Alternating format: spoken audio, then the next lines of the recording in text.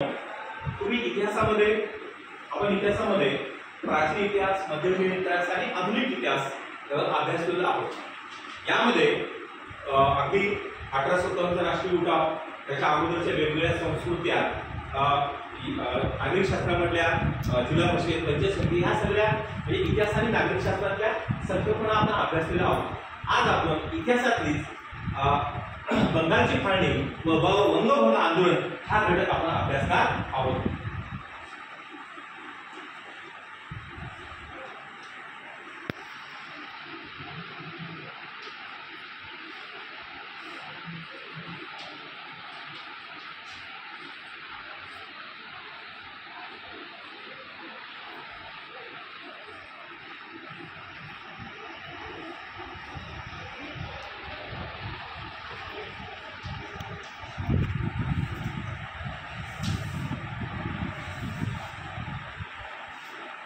मित्रांनो, आपण सगळेच लोक भारताचा स्वातंत्र्य संग्राम आपल्या सर्वांनाच माहिती। इंग्रज भारतामध्ये येण्याचं त्याची सुद्धा कारण हे वेगवेगळे आहे आणि म्हणून इंग्रज जेव्हा भारतामध्ये आले त्यावेळेस सुरुवातीला ते व्यापारी म्हणून आले आणि व्यापार करत करत इथली राजकीय पोकळी त्यांनी बघितली आणि राजकीय पोकळी बघून इथे त्यांनी राजकारणामध्ये त्यांचा चंचू प्रवेश झालेला आपल्याला त्यामध्ये दिसतो। त्याच काळामध्ये भारतामध्ये जे काही राज्य होते, ब्रिटिश भारतामध्ये येण्या अगोदर काही राज्य होते जे प्रगत राज्य होते आणि खूप प्रसिद्ध असे काही राज्य होते। त्यातलाच हा बंगाल हे प्रसिद्ध त्या काळातलं राज्य होतं, स्टेट होतं आणि त्या बंगाल हे व्यापाराच्या दृष्टिकोनातून सुद्धा खूप व्यापारी केंद्र म्हणून सुद्धा ते खूप महत्वाचं होतं आणि तेच ब्रिटिशांनी घेतलं आणि बंगालमध्ये त्यांनी स्वतःची एक छावणी त्यामध्ये सुरू केली। मग ज्यावेळेस भारतात इंग्रज आले त्यावेळेस भारतामध्ये सुरुवातीला त्यांनी कशा प्रकारे आपला राज्य विस्तार सुरू केला, कोणत्या पद्धतीने राज्याचा विस्तार सुरू केलाय तो सांगेल मला। तसं एक एक राज्य त्यांनी ताब्यात घेतले, काय कार्यनीती होती त्यांची, कशा पद्धतीने केले त्यांनी तो सांगेल मला। प्रश्न कळतो सर्वांना? इंग्रज भारतात आल्यानंतर जसं बंगाल ताब्यात घेतला, जसं बिहार ताब्यात घेतला, तसं एक एक राज्य त्यांनी ताब्यात घ्यायला सुरुवात केली किंवा आपल्या साम्राज्याला ते जोडायला सुरू केली। त्यासाठी त्यांनी कुठली कार्यनीतीचा वापर केलेला होता? बोला। फोडावर राज्य करा या कार्यनीतीचा त्यांनी हे केला दिसतो आणि मग ह्या कार्यनीतीला विरोध करण्यासाठी म्हणून भारतातल्या अनेक राजकीय नेत्यांनी विरोध केला। तो कोणकोणत्या राजकीय नेत्यांनी विरोध केला त्या काळामध्ये? राजकीय नेते, इंडियन लीडर्स,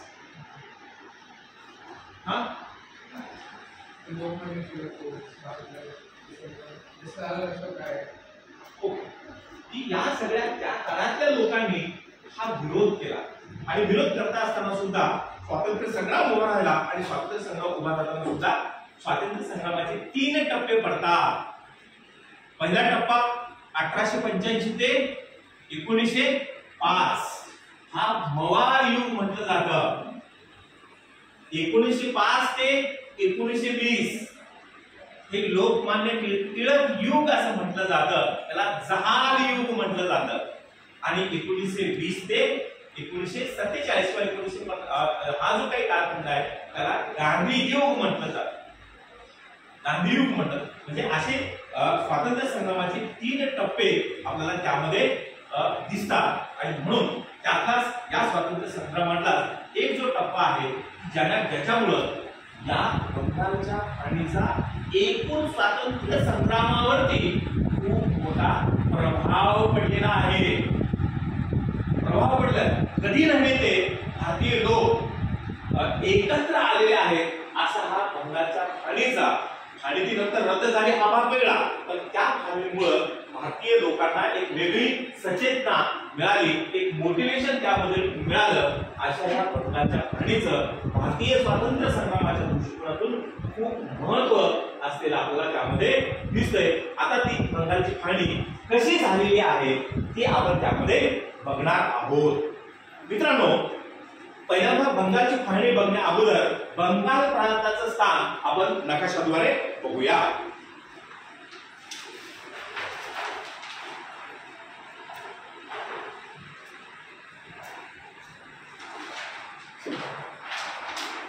सर्वांना नकाशा दिसतोय बरोबर.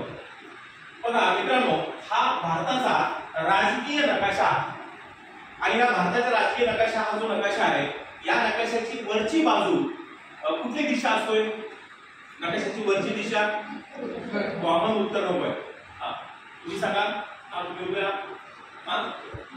उत्तर. त्याच्या खालची बाजू साऊथ. उजवी बाजू उजवी नकाशाची आणि या बाजूची अगदी बरोबर. की हे साधारणतः मुख्य दिशा ज्याला आपण म्हणतो त्यामध्ये. जसं बघा मित्रांनो, यामध्ये आपण ज्या राज्यामध्ये राहतो तो महाराष्ट्र राज्य, त्याचबरोबर आपल्या बाजूला असलेला मध्य प्रदेश, त्याचबरोबर खाली जर आपण कर्नाटक, आंध्र प्रदेश. आता आंध्र प्रदेशचे सुद्धा दोन प्रांतामध्ये, दोन राज्यामध्ये त्याची विभागणी झाली. मग मला कोण सांगेल की या नकाशामध्ये बंगालचं स्थान, नकाशातलं स्थान म्हणजे तो अंदाजे स्थान असतं, की मग बंगाल मला कोण दर्शवेल पुढे येऊन?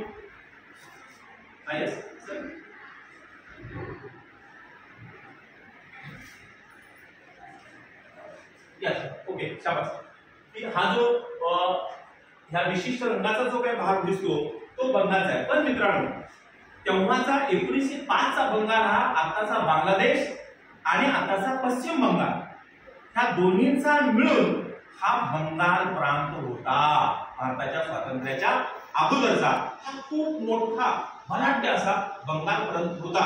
आणि त्या बंगाल प्रांताची फाळणी करण्याचं कारण काय होतं ते आपण त्यामध्ये बघणार आहोत.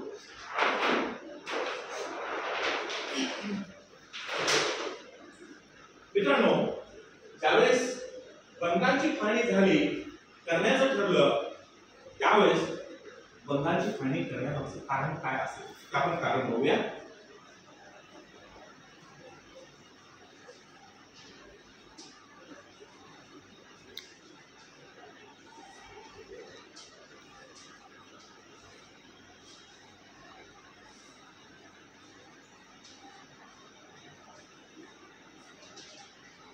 आपण स्लाइड द्वारे बघूया.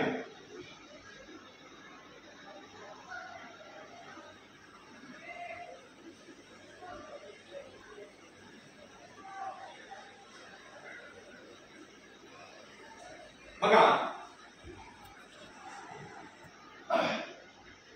हा जो बंगाल आहे, हा बंगालची फाळणी 20 जुलै 1905 ला झाली.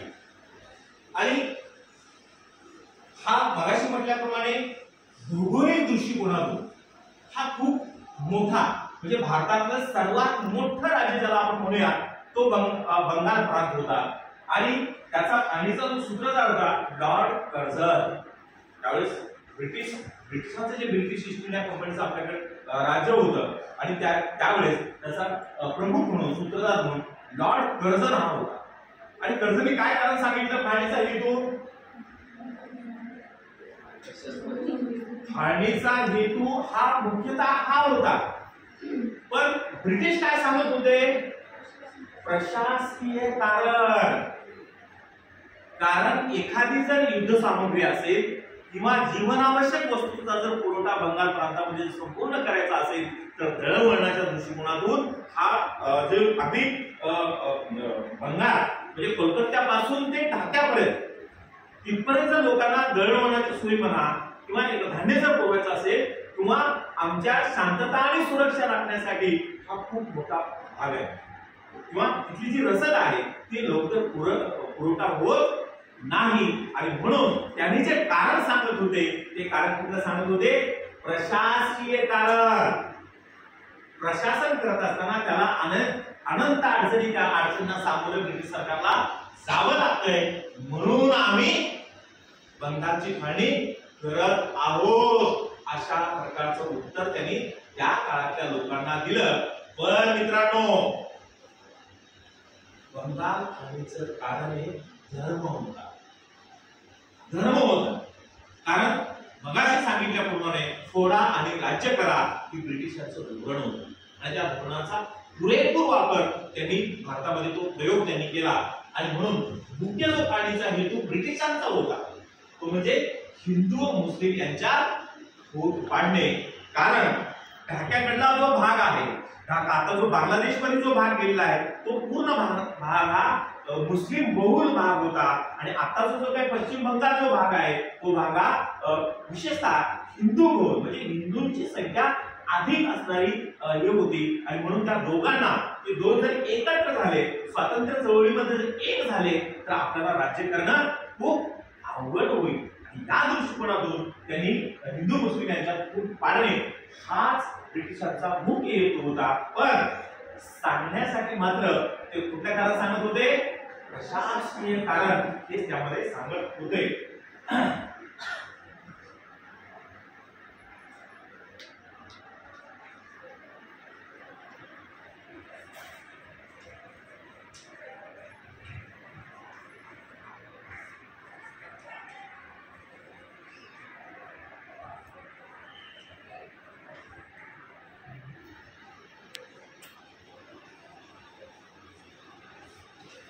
पण आपल्याला सांगत असताना फाळणीचं कारण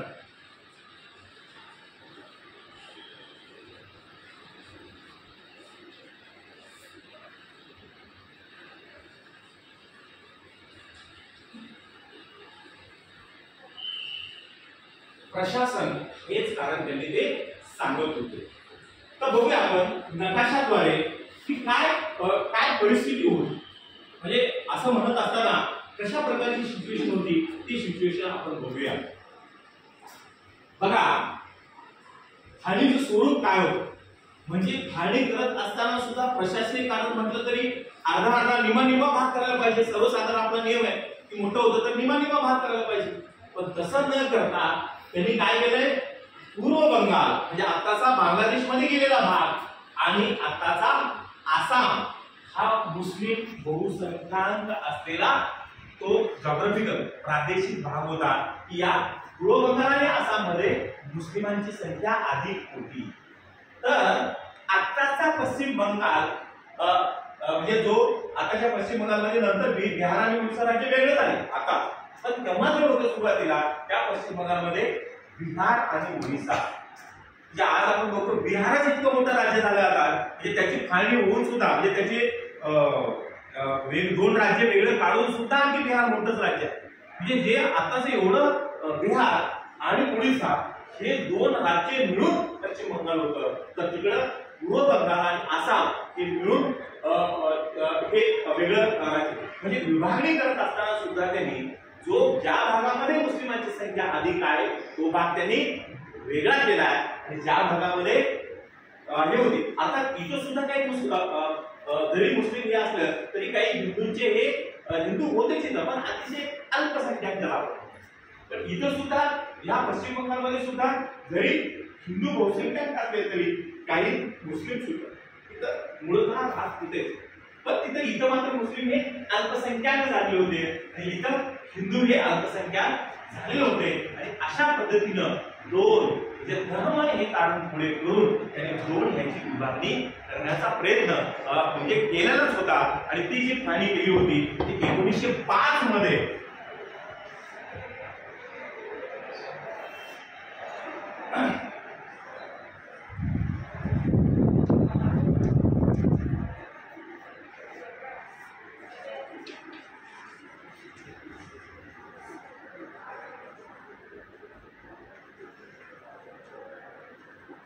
1905 मध्ये बंगालची फाळणी केल्याचं त्यांनी जाहीर केलं. आणि जाहीर केल्यानंतर बघा एक तर त्या काळामध्ये ब्रिटिश वेगवेगळ्या प्रकारचे कर लावत होते. ब्रिटिश काही तर भारतीयांचं भलं व्हावं यासाठी ते आलेले नव्हते, ते प्युअरली व्यापारासाठी आलेले होते. आणि व्यापारातून व्यापार ह्या कायम अधिकाधिक नफा कसा मिळेल हाच विचार करत असतो. तो ज्यांनी माल विकत घेतोय, कच्चा माल घेतोय, त्याचा कधीच व्यापारी विचार करत नाही. हे नैसर्गिक सूत्र आहे. आणि म्हणून जे ब्रिटिश होते ते कायम इथल्या लोकांचं शोषण करत होते. कोण कोणत्या प्रकारचं शोषण करत होते? ब्रिटिश त्या काळामध्ये जर श्रीमंत व्हायचं असेल, इथला अधिकाधिक पैसा जर ब्रिटनमध्ये जायचा असेल, तर त्यांना शोषण केल्याशिवाय पर्याय नव्हता. मग कोणकोणत्या प्रकारचे अन्यायी कायदे आणि लादलेले होते ब्रिटिश आणि भारतीयावरती? कोण सांगेल मला? कुठली कर पद्धती त्यांनी लादलेली होती? हा बोला. शेतसारा म्हणजे शेतीवरती अधिकाधिक शेतसारा लादणे. बरोबर. आणखी नुसतं शेतीवरच ते कर लादलेत का? मिठावरती कर हा सुद्धा मोठ्या प्रमाणामध्ये लादलेले होते. ब्रिटिशा जे त्यावेळेचे सैनिक होते त्या सैनिकांची जी काही फलटण ज्याला आपण म्हणूया, त्या फलटणचा जो मुख्य जो काही असायचा, ज्याला आपण त्या ह्याला म्हणूया, तो त्या ठिकाणी ब्रिटिश जो निर्णय घेणारा जो काही अधिकारी ज्याला आपण म्हणूया, जरी त्याचं क्वालिफिकेशन जरी नसलं तरी मात्र प्रमुख त्या टोळीचा किंवा त्या गटाचा ब्रिटिश राहायचा. उद्या जर काही परिस्थिती आली तर आपला अधिकारी तिथं निर्णय घ्यायला पाहिजे. म्हणजे अशा पद्धतीनं शेतकऱ्यावरती कर लावणे, यांची इथले जे जमीनदार आहेत त्या जमीनदारावरती अधिकाधिक कर लावणे, अशा प्रकारे ते वेगवेगळ्या प्रकारचा अन्याय अत्याचार ऑलरेडी ते करतच होते. पण त्यात आणखी एक वेगळा अन्याय अत्याचार त्यांनी सुरू केला, तो म्हणजे बंगालची 1905 ला बंगालची फाळणी करून त्यामध्ये आणखी जास्त केलं. आणि त्यामुळे परिणाम असा झाला की मित्रांनो, त्या काळामध्ये जो काही भाग ब्रिटिशांच्या ताब्यात होता, तो महाराष्ट्र असेल किंवा पंजाब असेल किंवा बंगाल असेल, त्या भागामध्ये ही बातमी वाऱ्यासारखी पसरली. ब्रिटिश आतापर्यंत कर लादतच होते, पण आता धर्माच्या आधारावरती ते आपल्याला एकमेकापासून वेगळे करत आहेत. ही जी भावना आहे, ही भावना लोकांमध्ये निर्माण झाली. आणि त्या काळातले जे काही वार्तापत्र होते, त्या काळातले जे काही वर्तमानपत्र होते, त्या काळातले जे काही दळणवळणाचे साधन होते, त्या साधनांच्या माध्यमातून सगळीकडे जो भाग ब्रिटिशांच्या ताब्यात होता त्या भागामध्ये तो बातमी पसरली.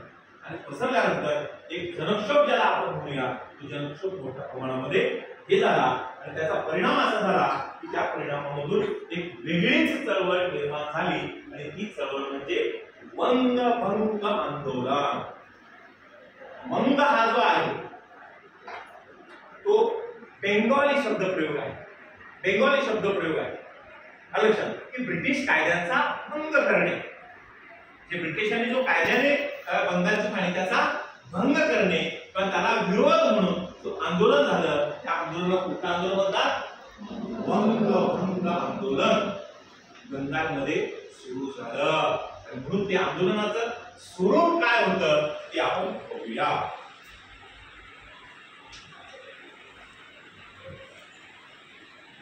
आता पहिल्यांदा आपण नकाशाद्वारे बघूया की तेव्हाचा हा जो काही भाग होता, म्हणजे तेव्हा तो भारताचा नकाशा ज्याला आपण म्हणूया, तो भारताचा नकाशा टाईप जो होता, हा जो भाग दिसतो आपल्याला थोडासा ग्रीन टाईपचा जो भाग दिसतोय, येलो टाईपचा हा जो भाग आहे, तो सगळा मुस्लिम बहुसंख्याक असलेला जो भाग ज्याला आपण म्हणूया. हे इकडे मुस्लिम नव्हते अशाचा भाग नाहीये, इकडे होते पण विरळ किंवा अल्पसंख्याक म्हणून. पण सर्वात जास्त जो होता हा जो आताचा आसाम दिसतोय, हा जो भाग आता जो बांगलादेशमध्ये गेलेला आहे, बराचसा भाग बांगलादेशमध्ये गेले. आणि त्या भागामध्ये अशा प्रकारचे एक भारतातलं धर्माचं चित्र ज्याला आपण म्हणूया, की अशा प्रकारचे चित्र असलेलं आपल्याला त्यामध्ये दिसते. दुसरा एक टॅप आपण त्यामध्ये बघणार आहोत.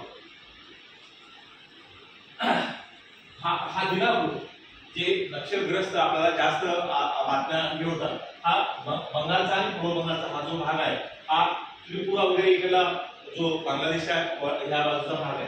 अशा प्रकारचं चित्र जे होतं हे कलकत्ता, जे पूर्व बंगाल पश्चिम बंगाल ज्याला आपण म्हणतो, हा पूर्व बंगालचा भाग होता.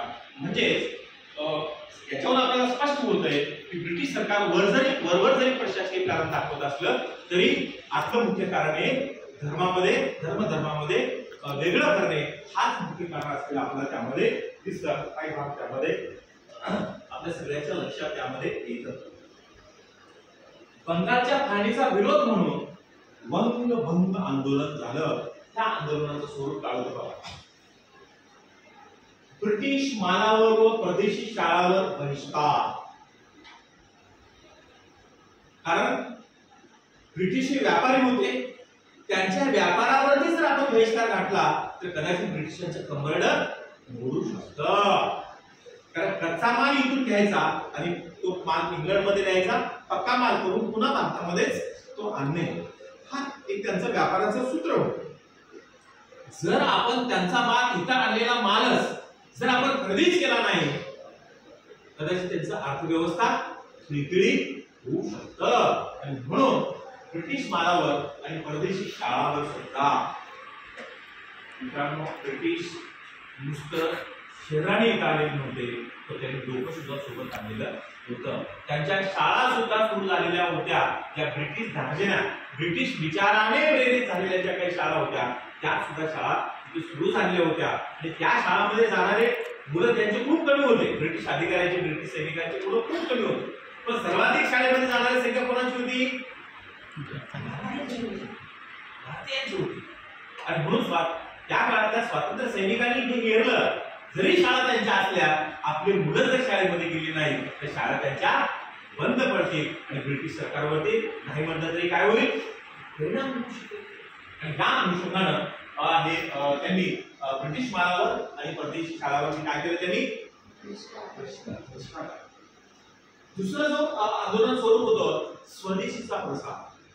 ब्रिटिशांचा माल घ्यायचा म्हणलं तर खायचं का, दैनंदिन जीवनात वस्तू कुठून घ्यायच्या? कारण माणसाला व्यवहार करत असताना, दैनंदिन जीवन जगत असताना वस्तू लागतातच. भले ते ब्रिटिश आहेत का इंडियन आहेत हा भाग महत्वाचा नाही, दैनंदिन लागतात. त्यासाठी आपल्याला स्वतःचं प्रोडक्शन सुरू करावं लागेल. आणि त्यासाठी सुद्धा प्रफुल्लचंद्र रे सारखे त्या काळातले भांडवलदार, म्हणजे इंडियन भांडवलदार ज्याला आपण म्हणूया, ज्यांनी कारखाने सुरू केले आणि जे भारतीय लोकांना आवश्यक असणारे जे काही दैनंदिन व्यवहाराची जी साधनं आहेत ती साधनं सुद्धा त्यांनी प्रोडक्शन करायला सुरुवात केली, उत्पादन करायला सुरू झाली, जेणेकरून प्रत्येकाने, म्हणजे प्रत्येक गावामध्ये, प्रत्येक शहरामध्ये स्वदेशीचा प्रसार करण्याचा प्रयत्न केला, जेणेकरून ब्रिटिशांचा जर माल आपण घेतला नाही आणि आपला स्वतःच उत्पादन या मातीतलाच इथं तयार झालेलं माल जर घेतलं तर ब्रिटिशांच्या व्यापारावर परिणाम होईल. परिणामी त्यांच्या ब्रिटनच्या अर्थव्यवस्थेवरती सुद्धा परिणाम होईल आणि त्या अर्थव्यवस्थेवरती परिणाम झाल्यामुळे कदाचित ब्रिटिश सरकार हे बंगालचे पाणी रद्द करेल. आता लक्षात येतोय का? तार्किक दृष्ट्या अशा पद्धतीने त्यांनी लढा सुरू केला होता. दुसरा जो भाग आहे, तिसरा जे आंदोलन सुरू आहे, विरोध का सभा व वंदे भारत गीत, बरोबर. आणि म्हणून लोकांमध्ये, जनमानसामध्ये महात्मा गांधीजी जनमानसामध्ये काय रुजले, का पॉप्युलर झाले, काय सांगता येईल आपल्याला? कारण 1920च्या अगोदर सुद्धा भारतामध्ये खूप मोठी स्वातंत्र्य चळवळ होती, पण गांधीजी एवढ्या जनमानसामध्ये का रुजले असतील, गांधीजीची प्रतिमा जनमानसामध्ये का रुजली असेल असं आपल्याला वाटतंय? काय सांगता येईल? आपल्याकडे 1885 पासून संघटित राष्ट्रीय काँग्रेसची स्थापना झाली आणि 1885 ते 1920 पर्यंत सातत्याने आपण संघर्ष करत होतो. पण 1920 नंतर महात्मा गांधी एवढे पॉप्युलर का झाले? काय मला सांगता येईल? अहिंसावादी असल्यामुळे. अगोदरची लोक 1885 ते 1905 हे सुद्धा मवाळच होते. ब्रिटिश सरकारला अर्ज विनंत्या खूप पॉप्युलर हो गए. अलग अलग आंदोलन से पॉपुलर हो गए, सबको साथ में लेकर उनकी विचारधारा सबसे अलग थी. Okay, yes.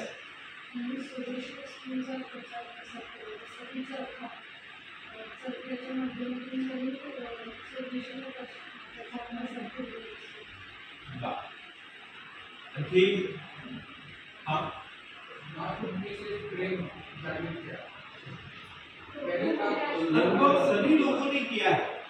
उनका कुछ ऐसे स्पेशलिटी थी जिस वजह से वो जो निश्चितम लोग हैं उनके इसलिए वो पॉपुलर हो गए. महत्वाचं कारण म्हणजे त्यांनी या आंदोलनाचं नेतृत्व लोकांनाच देऊन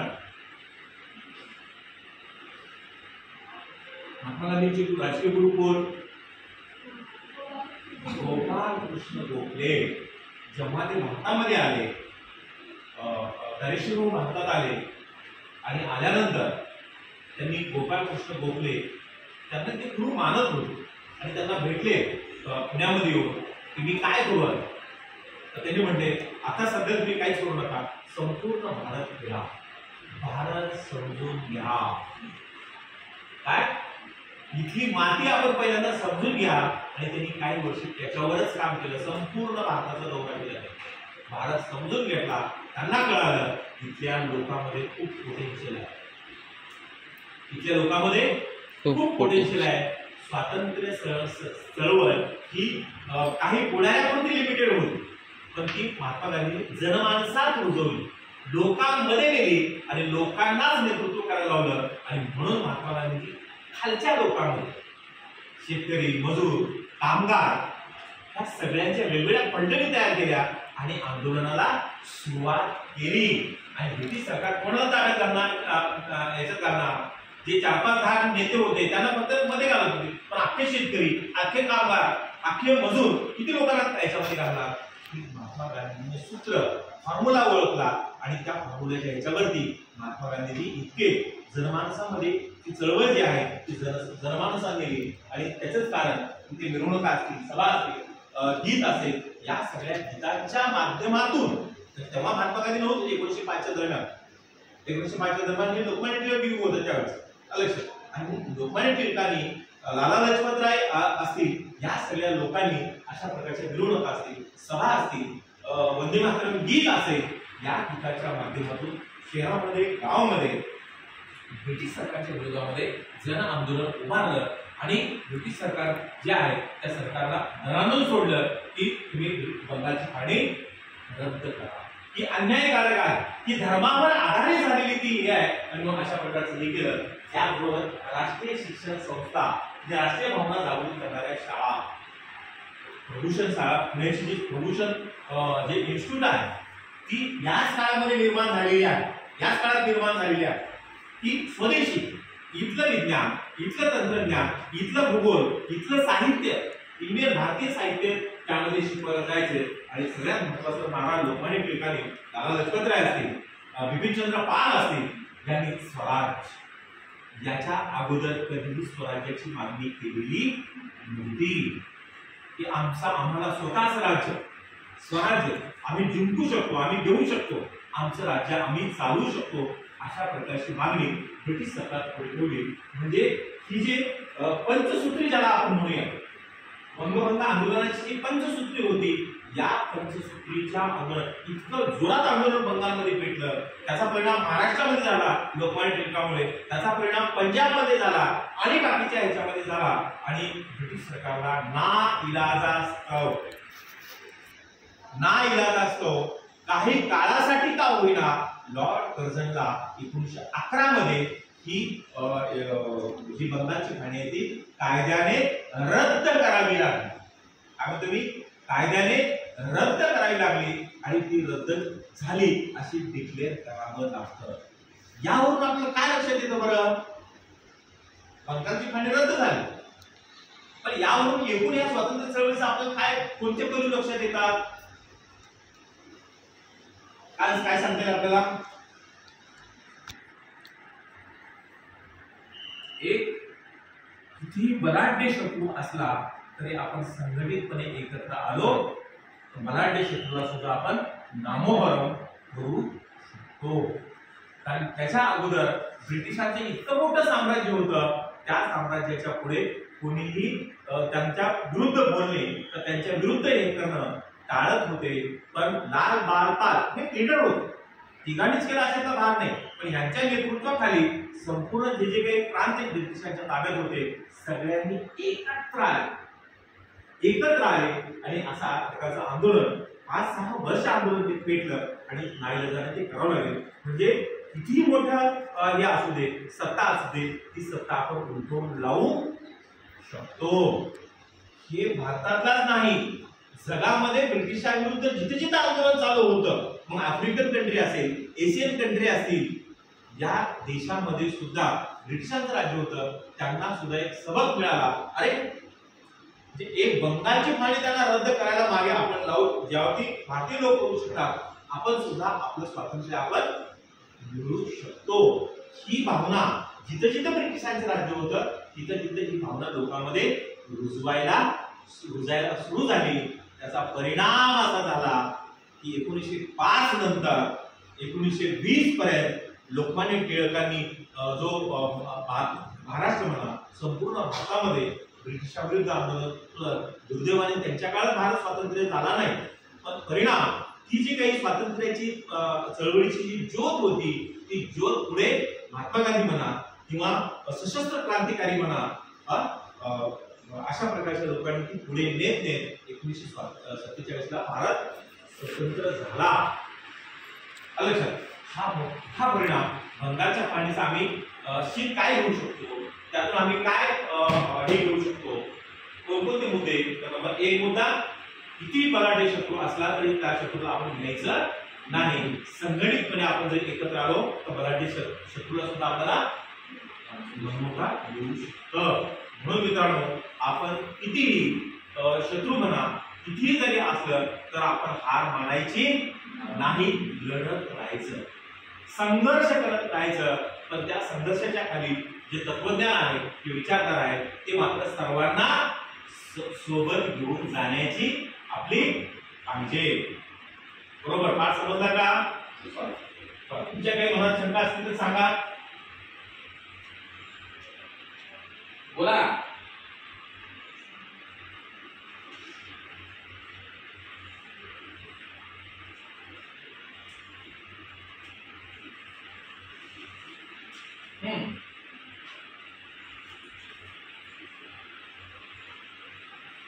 आठाबद्दल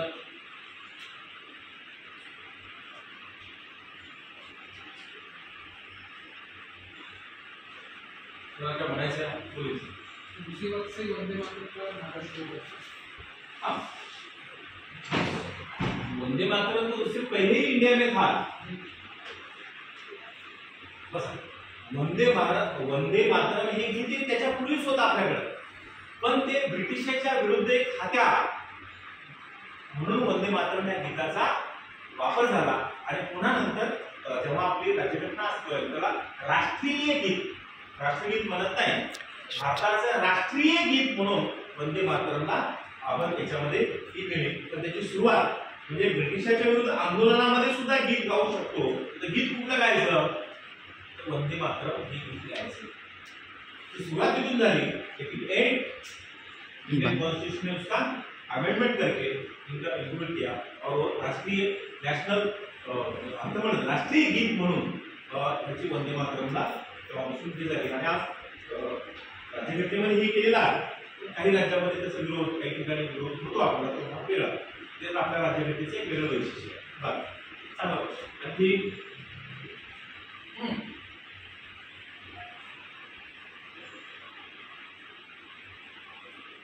या आंदोलनामध्ये काही स्त्रियांचा उल्लेख तुम्ही वाचले कधी?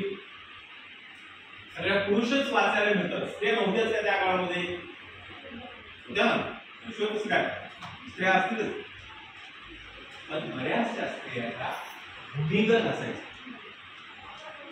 भूमिगत याचा अर्थ जमिनीतून नाही, देशांतर करून जे काही स्वातंत्र्य सैनिक असतील, जे प्रत्यक्ष लढत आहेत, त्यांना रसद पुरवठा करणे, इकडला संदेश तिकडे पोहोचवणे, त्यांना जीवनाची व्यवस्था करणे, ते पण देशांतर करून 4-8 दिवस ते रस्त्यावरती जंगलामध्ये या घराचा आडुसा त्यावेळेस पण जो काही संदेश असेल ते संदेश लोकांमध्ये होत्या. आणि काही प्रत्यक्ष सुद्धा याच्यावरती लढायला होत्या. म्हणजे त्या काळामध्ये सुद्धा स्त्रियांचं मोठे योगदान हे होतच.